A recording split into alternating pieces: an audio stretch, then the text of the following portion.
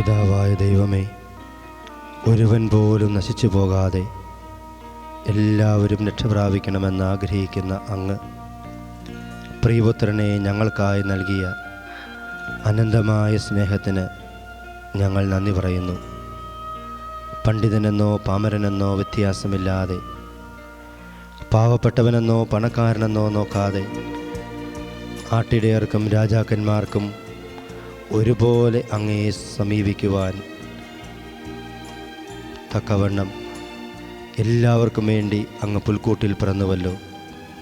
യേശുവേ, അങ്ങയുടെ ചൈതന്യം സ്വീകരിക്കാതെ ഈ ലോകത്തിൻ്റെ ചിന്താഗതികൾക്കടിപ്പെട്ട് നാശത്തിലൂടെ സഞ്ചരിക്കുന്ന ഞങ്ങൾ അങ്ങയിൽ ശരണപ്പെടുന്നു.